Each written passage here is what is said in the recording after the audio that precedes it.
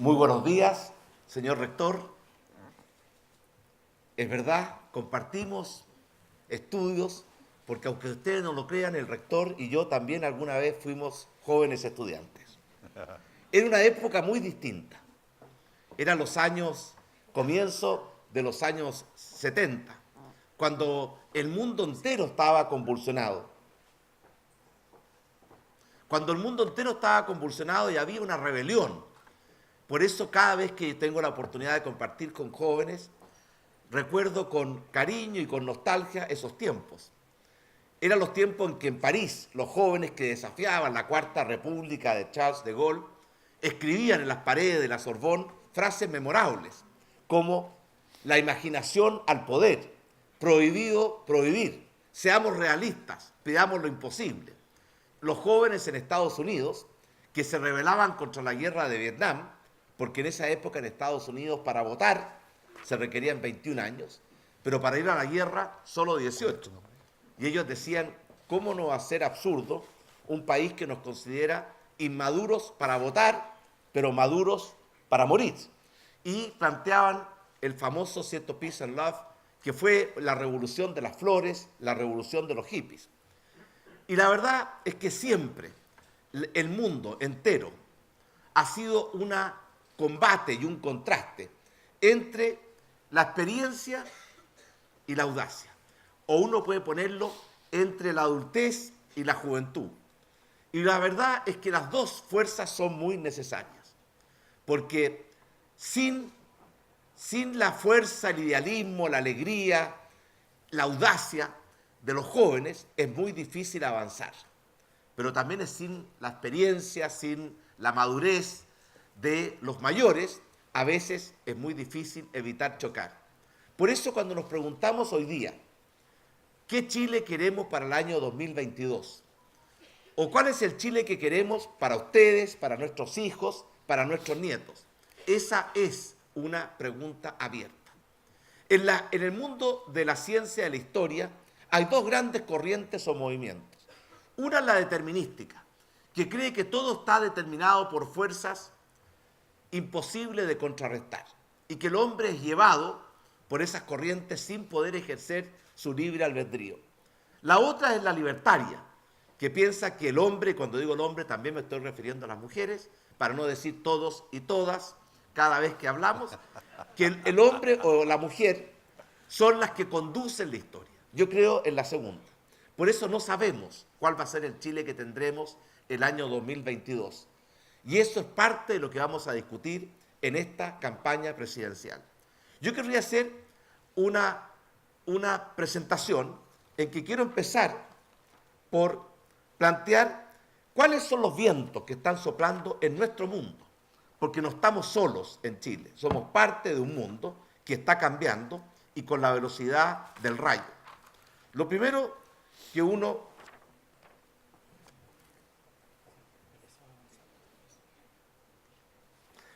que vemos es que hay un auge fuerte de liderazgos populistas y anti-establishment. Lo vemos en Estados Unidos, en España, en Grecia, en Inglaterra, en Francia y en muchos otros lugares. No estamos viviendo lo que algún tiempo fue el consenso de Washington, o lo que alguna vez Fukuyama habló como era el fin de la historia. Cuando cayó el muro de Berlín, Fukuyama escribió un libro que se llamaba El fin de la historia, en que decía que el mundo había encontrado la solución a sus grandes problemas: la democracia y la economía social de mercado. Porque el siglo anterior, el siglo XX, nuestro siglo XX, esa había sido la gran confrontación. Durante el siglo XX se confrontaron dos modelos que eran absolutamente inviables entre ellos, que se confrontaban no solamente en el terreno militar, con el Pacto de Varsovia y el Pacto de la OTAN, sino que se confrontaban ideológicamente en el tipo de democracia. La democracia popular que existía en el mundo dominado por la Unión Soviética, con partido único, sin alternancia en el poder, sin libertad de expresión, o la democracia occidental, que es la que nosotros siempre hemos conocido. La planificación central de los planes quinquenales que existía en el mundo soviético versus la economía de mercado que existía en el mundo occidental.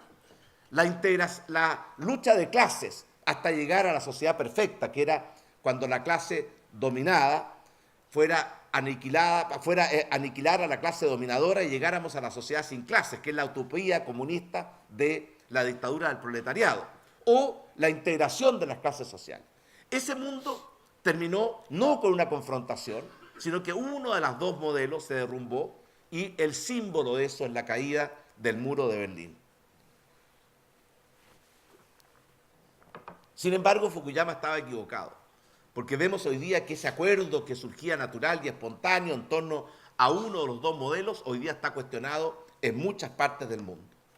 Pero además, vivimos una época en que el cambio tecnológico es la constante y estamos viviendo la cuarta revolución industrial. Yo recuerdo, Hugo, que cuando nosotros éramos estudiantes de doctorado, no existía la fotocopia, no existía el fax, no existía la calculadora, no existía el PC, no existía Google, no existía Yahoo, no existía nada de aquellas cosas que hoy día son indispensables en nuestras vidas. El gran adelanto de nuestros tiempos fue el liquid paper. Ustedes se van a reír, pero para nosotros nos salvó la vida. Yo recuerdo cuando escribía mi tesis de doctorado que había que entregarla en 8 copias, con papel de calco, a lo mejor ustedes no saben lo que es el papel de calco, y en inglés, y escribía mi tesis, mi mujer me ayudaba a tipearla, y revisaba y había un error. Entonces uno corregía ese error y se cometían 3 más. Era un proceso interminable. El liquid paper permitió corregir los errores manteniendo los aciertos. Bueno, vino una revolución extraordinaria, que ustedes la conocen perfectamente bien, que es la revolución tecnológica que estamos viviendo hoy día. Con todos los adelantos que ustedes conocen. Bueno, viene una cuarta revolución, mucho más profunda, mucho más poderosa, que va a cambiar más nuestras vidas de lo que han cambiado los últimos 20 o 30 años. Es la revolución de la robótica, que va a reemplazar la mitad de los trabajos que hoy día existen y va a crear otros. La pregunta es de qué lado queremos estar nosotros, del lado donde se destruyen o del lado donde se crean. La revolución del Internet de las cosas. La web 1.0 conectó computadores con computadores. La web 2.0, computadores con personas.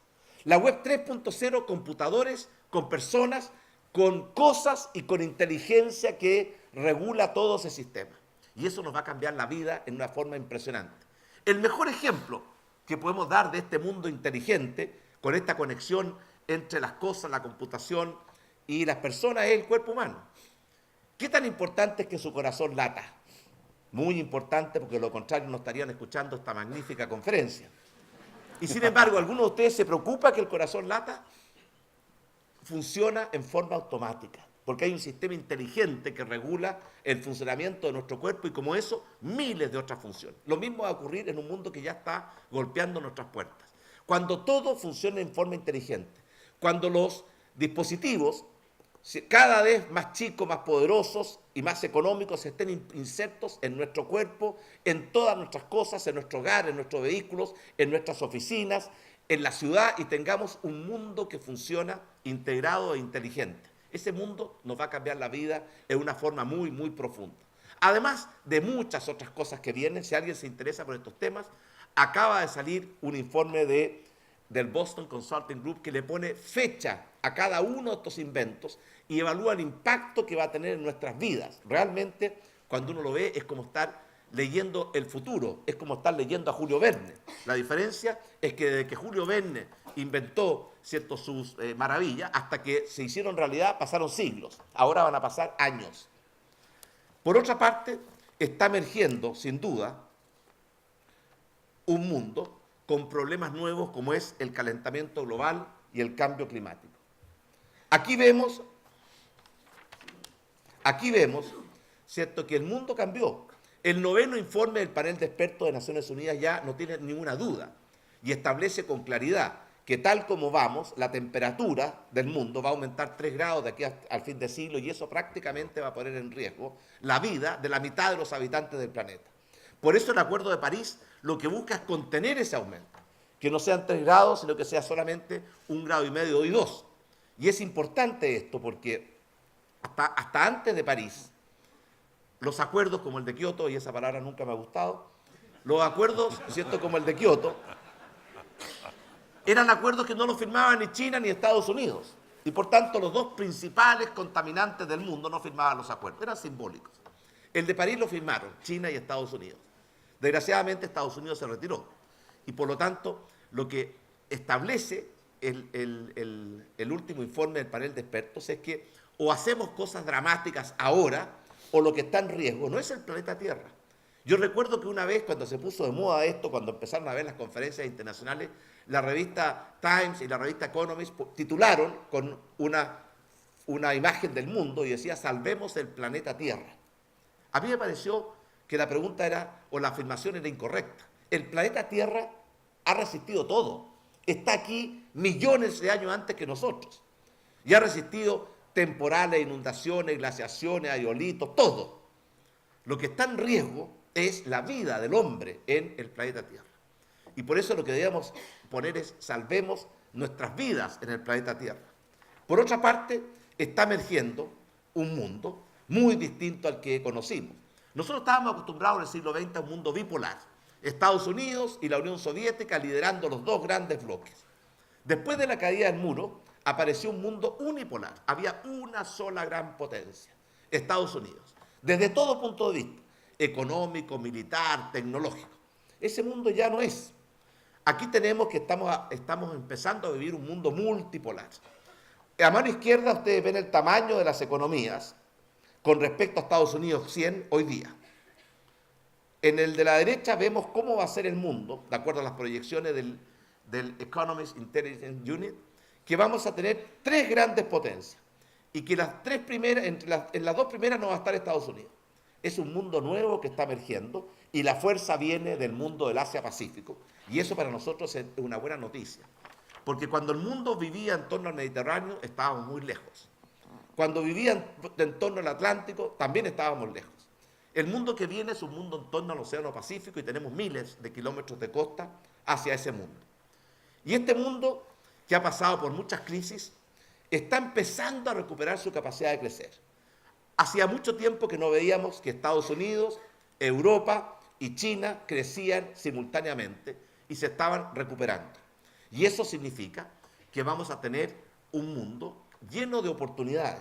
La sociedad del conocimiento y la información, de la cual es parte esta revolución tecnológica, ha sido una sociedad muy generosa y llena de oportunidades para los países que la quieran tomar y asumir, pero al mismo tiempo ha demostrado ser implacable y cruel con los países que simplemente la dejan pasar. Por eso una de las grandes preguntas que tenemos que hacernos, ¿está Chile preparado para esta sociedad del conocimiento y la información? O mejor aún, ¿nos estamos preparando para este mundo en que la flexibilidad, la libertad, la innovación, la creatividad, la imaginación van a ser las grandes fuerzas? ¿O estamos retrocediendo hacia un mundo cada día más rígido, más regulado, un mundo sesentero, con una imagen muy nostálgica pero muy trasnochada de un mundo que ya se fue y que no va a volver? Ese va a ser uno de los temas que vamos a tener que resolver.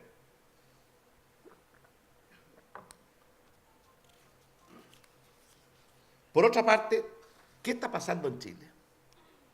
Hagamos una mirada a lo que ha sido nuestro país. En mi opinión, Chile fue, durante los últimos 28 años, un avión que funcionó con dos motores y que voló con mucha fuerza durante los últimos 28 años, a pesar de que hay muchos que fueron protagonistas de esta evolución que hoy día reniegan de ese pasado. Pero muchas veces, ¿cierto?, lo hacen por razones ideológicas y tampoco tienen algo, a mi juicio, mejor que proponer. ¿Por qué digo esto? Porque durante los últimos 8 años tuvimos dos motores. El motor de las oportunidades. Chile creció, creó empleos, mejoró los salarios, aumentó la inversión, aumentó la productividad, fomentó el emprendimiento y también mejoró la educación y la calidad. Y al mismo tiempo puso en marcha el motor de las seguridades. No solamente seguridad ciudadana, sino que la mejoría en nuestro sistema de salud, en nuestro sistema de pensiones, la lucha contra la pobreza, el aumento en la cantidad de viviendas y por tanto la disminución del número de personas sin vivienda. ¿Cuáles han sido los grandes logros de Chile en este periodo? La verdad es que siempre hemos tenido problemas. Yo no digo que esto sea una panacea ni el paraíso terrenal, pero sí creo yo que haciendo una mirada justa, durante estos últimos 28 años, en primer lugar, recuperamos nuestra democracia y en forma ejemplar. Normalmente, las transiciones entre gobiernos dictatoriales o dictaduras, como ustedes quieran llamarlo, o gobiernos militares, y las democracias son en medio de la crisis política, el caos económico, la violencia social. Nada de eso ocurrió en Chile. La transición en Chile fue una transición inteligente porque a mi juicio fue acordada y así es reconocida en el mundo entero. Y ese es un gran logro, haber recuperado nuestra democracia en la forma en que lo hicimos. Por otra parte, logramos despegar. Chile logró un quiebre en su tendencia de crecimiento. Y de la medianía de la tabla en América Latina pasamos a encabezar todos los rankings de nuestro continente. De hecho, en esa época el ingreso per cápita de Chile era menos de $5.000. Hoy día estamos hablando de $24.000. Nunca antes Chile había tenido un periodo tan largo y tan consistente de crecimiento que nos puso a las puertas del desarrollo. Yo les quiero recordar que en la campaña del presidente Frei y en la campaña del presidente Lagos, la promesa era que Chile iba a ser desarrollado para el bicentenario. Y la verdad es que cuando prometían eso, no estaban diciendo una locura. Al ritmo que Chile iba, era posible alcanzar esa meta. Sin embargo, después tropezamos y esa meta se ha ido postergando y postergando. Además de haber tenido un crecimiento y un desarrollo económico muy espectacular, vean lo que pasó en todo el resto de los indicadores. Aquí vemos a mano izquierda lo que era el año 80, a mano derecha la posición de Chile el año 2017. Ven claramente que pasamos de la medianía de la tabla a liderar este ranking de ingreso per cápita en América Latina. Pero también aumentamos en 12 años nuestra esperanza de vida. En los últimos 28 años aumentamos en 12 años nuestra esperanza de vida. Los chilenos hoy día al nacer tienen por delante 12 años más de vida que los que tenían los chilenos que nacían el año 80. Y eso, sin duda, es algo notable. Hay algunos, y esto está en el informe que yo les mencionaba, no de Boston, sino que de la Universidad de Harvard, que dice que nos estamos acercando a una época en que la humanidad va a ser capaz de expandir la expectativa de vida en más de un año cada año. Y se pregunta qué significa eso. Porque si cada año aumenta la expectativa de vida en más de un año, es cuestión de esperar hasta que esos niños van a ser eternos.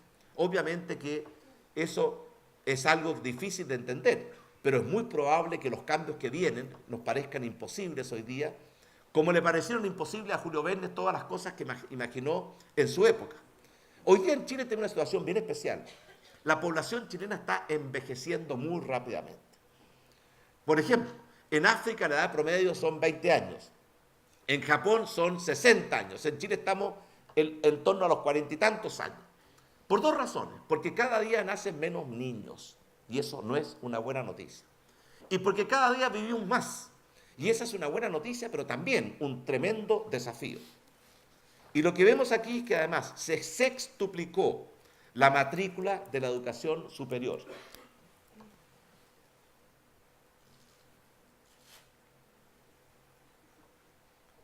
Hoy día, más de la mitad de los jóvenes en edad de estar en la educación superior lo logran. En esa época era un verdadero privilegio. Y eso es otro cambio muy significativo de nuestra sociedad. Y vean ustedes, logramos alcanzar, ¿cierto?, el número de años de educación. En Chile está llegando en promedio, ¿cierto?, a 15, y estamos en consecuencia avanzando muy fuertemente hacia una sociedad que tiene una amplia cobertura educacional. Lo que falta, naturalmente, es mejorar la calidad de la educación. Por eso felicito a la Universidad San Sebastián por dos razones. Primero, por el nombre, porque es maravilloso. Y segundo, por la calidad, ¿cierto?, de los estudios que está impartiendo y el compromiso que tiene con esta causa de proveer buena educación a sus estudiantes. Redujimos significativamente la pobreza. Con la misma medición que en la encuesta CACEN, en los 90, la pobreza con la vara que lo medimos hoy día era 68%. O sea, 2 de cada 3 chilenos vivían en la pobreza. Hoy día esa cifra se ha reducido a 1 de cada 10. Aquí han habido cambios en la forma de medir y por tanto las series hay que hacerlas siempre comparables. Y adicionalmente, durante esa época nos convertimos en una sociedad de emprendedores. Antes había muy pocos emprendedores. Hoy día, ¿cierto?, tenemos la capacidad de crear oportunidades para que surjan nuevas empresas. Y yo me acuerdo que durante nuestro gobierno la meta fue crear 1 millón de nuevos trabajos, pero también 100.000 nuevos emprendedores. Y logramos superar ambas metas.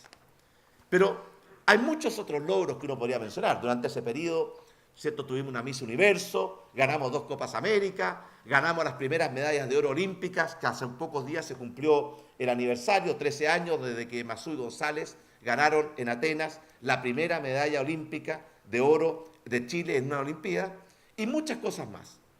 Pero la pregunta es, tal vez el cambio más grande fue que Chile se convirtió en una sociedad de clase media. En los 90, esta no era una sociedad de clase media, era una sociedad de gente que vivía en pobreza.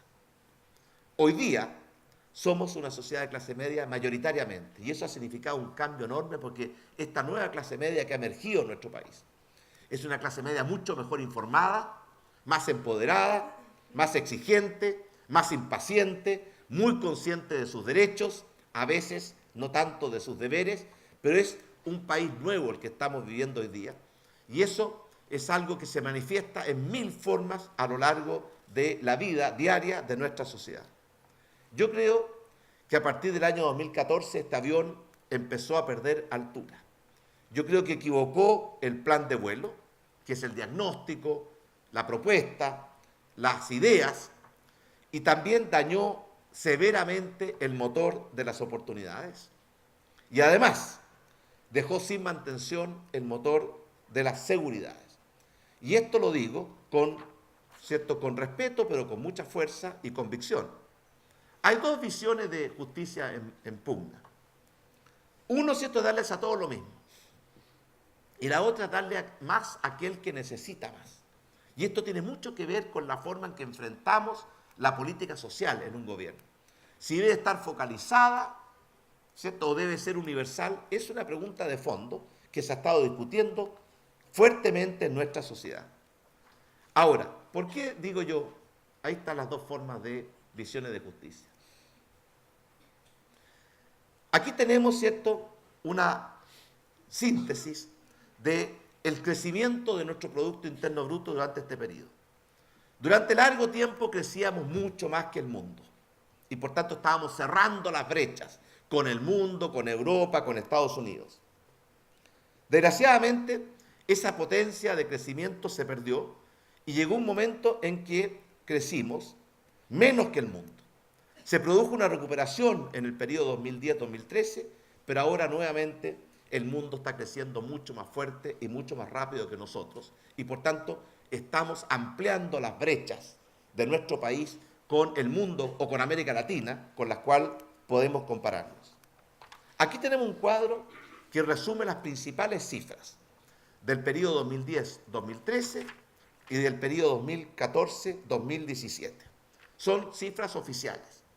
Crecimiento del PIB, empleos por año, aumento de las remuneraciones, crecimiento de la inversión, aumento de la productividad, déficit fiscal, personas que salen de la pobreza, coeficiente Gini, que mide la distribución del ingreso, victimización, que mide la seguridad ciudadana, calidad de nuestra educación escolar medida por la prueba CIMSE y personas en espera en lista de auge.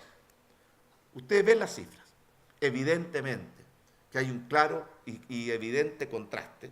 Por eso digo que este avión está perdiendo altura y ya no está volando con la fuerza de sus 2 motores, sino que está planeando y ha dañado severamente el motor de las oportunidades, porque el daño a nuestra capacidad de crecer no es solamente un año a otro, es el crecimiento potencial que ha caído fuertemente durante los últimos tiempos. En parte porque la inversión lleva 4 años consecutivos cayendo en términos absolutos. En parte porque la productividad, que debe ser un motor que empuje, se ha transformado en un lastre que frena, porque la productividad hoy día resta capacidad de crecer en lugar de aumentar. Y eso es algo con lo cual no podemos acostumbrarnos. Por eso, cuando uno mira y se pregunta mirando hacia el futuro, ¿cómo recuperar el vuelo? ¿Cómo traer tiempos mejores para Chile?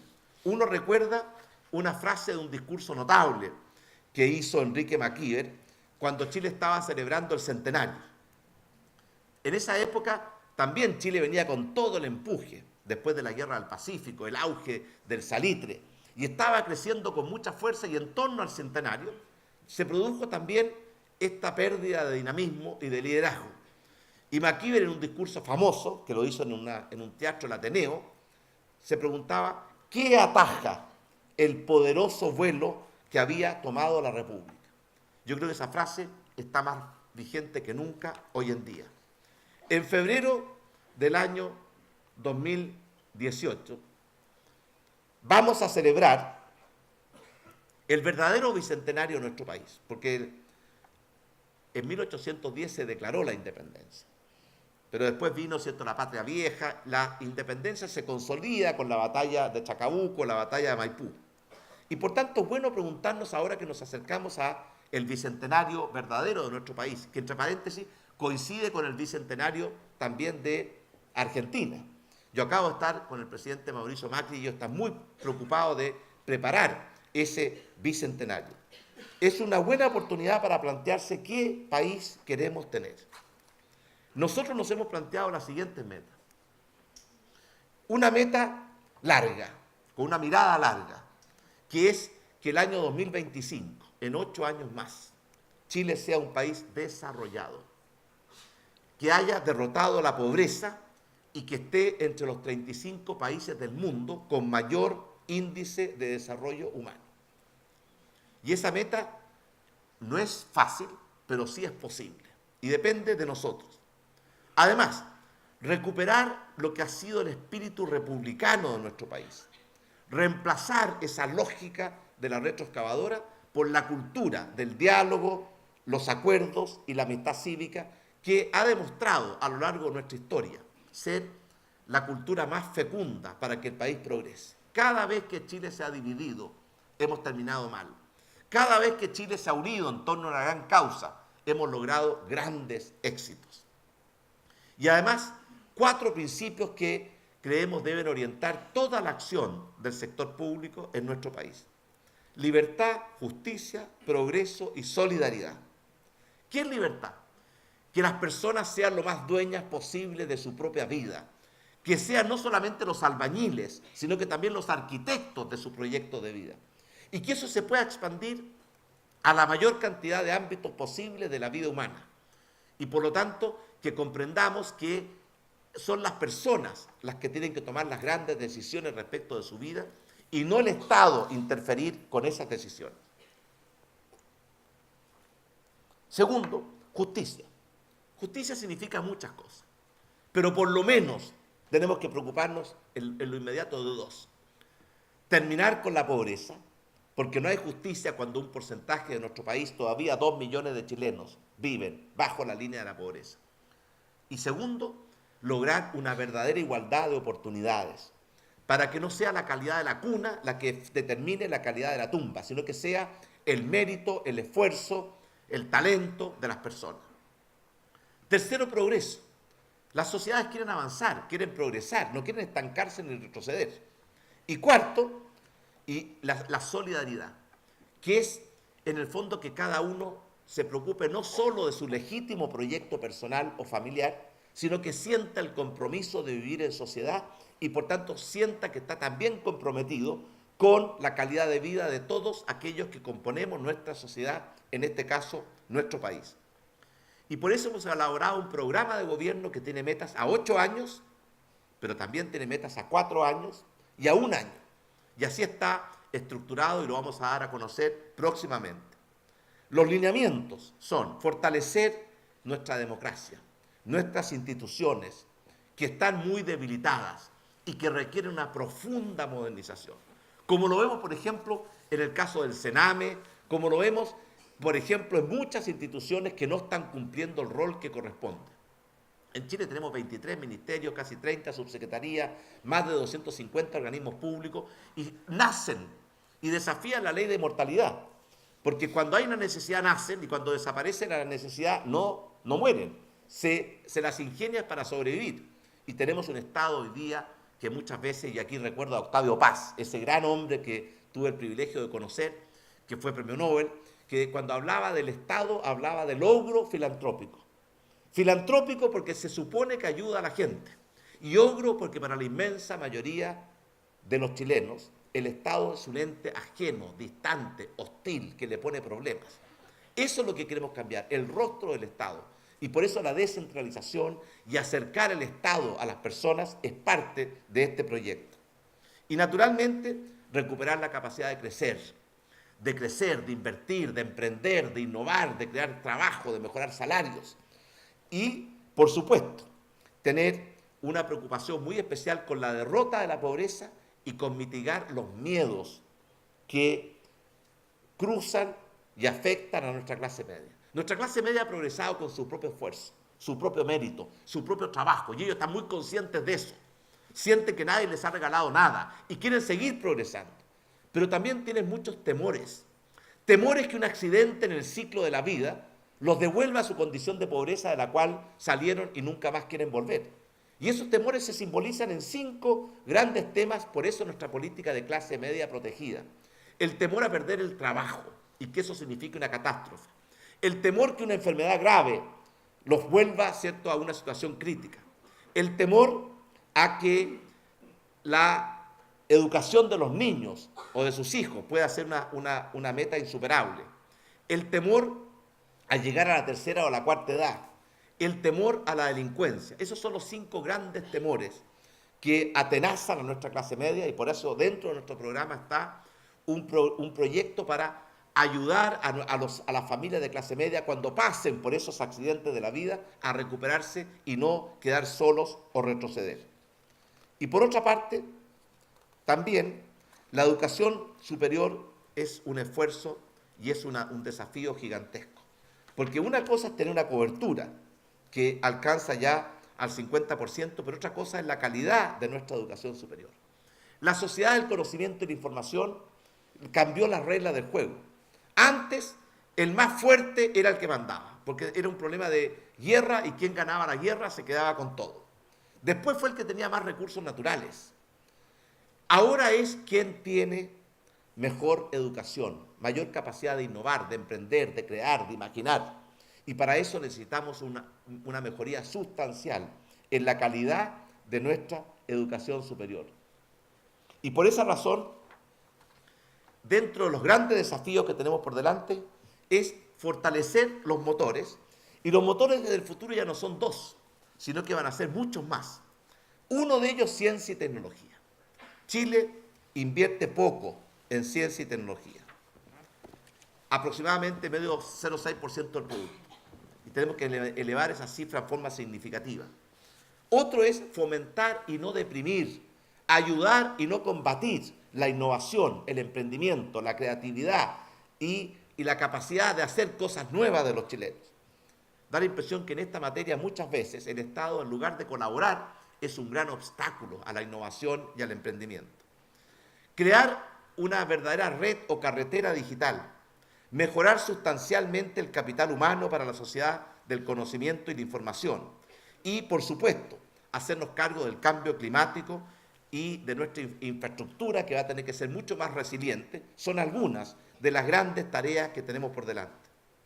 Y por eso, cuando uno se pregunta en qué país queremos vivir, esa pregunta no está aún respondida. Y aquí entro a un análisis más político. Yo creo que en democracia todos tenemos derecho a expresar nuestras opiniones con respeto, pero también con fuerza y claridad. Esta idea de que no se puede decir nada, ¿cierto?, porque estaríamos alterando el debate, me parece absurda. Yo realmente creo que hoy día en Chile tenemos un mal gobierno y un gran país. Y por eso la misión que nos hemos impuesto es simple: reemplazar democráticamente ese mal gobierno y recuperar todos juntos nuestro gran país. ¿Por qué digo que tenemos un mal gobierno? Por muchas razones. En primer lugar, por los resultados. Un país que no crece, que no crea trabajos, que no mejora los salarios, que no enfrenta la crisis de la salud, en que la delincuencia está creciendo y a veces fuera de control. No es un país que vaya por el camino correcto. Pero no son solamente los resultados. También uno observa qué piensa la gente. hace mucho tiempo que una mayoría de chilenos cree que Chile va por un camino equivocado. Hoy día, 2 de cada 3 chilenos cree que Chile va por un camino equivocado. 3 de cada 4 compatriotas piensan que Chile está estancado o retrocediendo. Uno puede decir, bueno, esa es la vida. No. El año 2014, en marzo del 2014, era justo al revés. 2 de cada 3 chilenos creía que Chile iba por el camino correcto, con problemas, pero por el camino correcto. Y que Chile iba avanzando y no que estaba, ¿cierto?, retrocediendo. Y por esa razón uno se pregunta por qué vamos por un camino equivocado. Y yo creo que porque se partió de un diagnóstico equivocado. Pensar que la calle era la voz de la gente. No, la voz de la calle es mucho más extrema y reflexiva, a veces, ¿cierto?, muy altisonante, pero no representa la voz de los chilenos. Y por eso esto de pensar que todo lo que habíamos logrado juntos durante la transición era algo que no valía la pena y que había que tirarlo, ¿cierto?, a la basura, fue un error de diagnóstico muy profundo. Segundo, la ideología equivocada. Creer que el Estado tiene que ser el gran protagonista y que el Estado tiene que monopolizar las áreas fundamentales.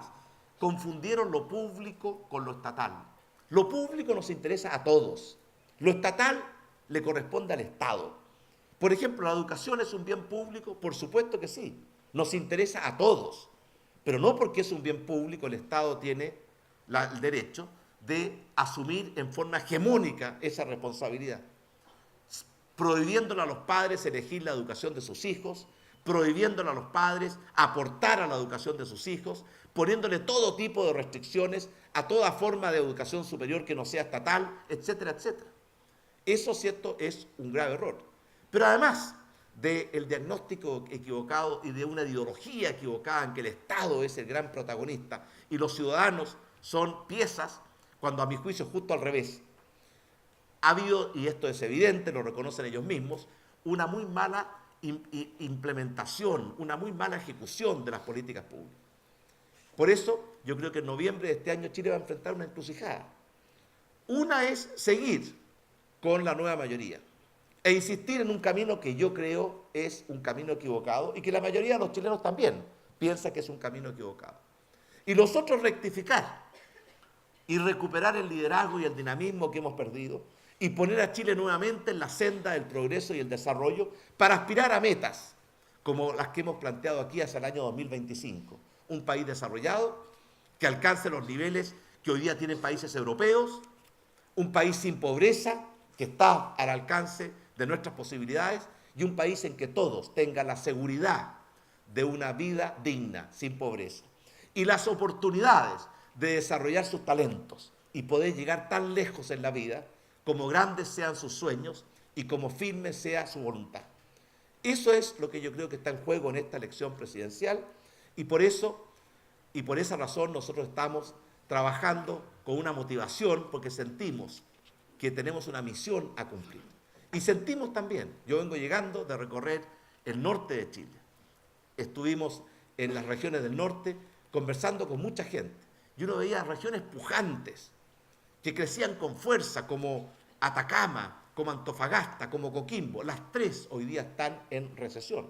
La mitad de las regiones de Chile hoy día está en recesión. Por eso, yo creo que Chile va a tener que enfrentar esta disyuntiva. Yo tengo mucha confianza en la inteligencia de los chilenos, por eso un mensaje de esperanza, arriba los corazones, porque vienen tiempos mejores. Muchas gracias.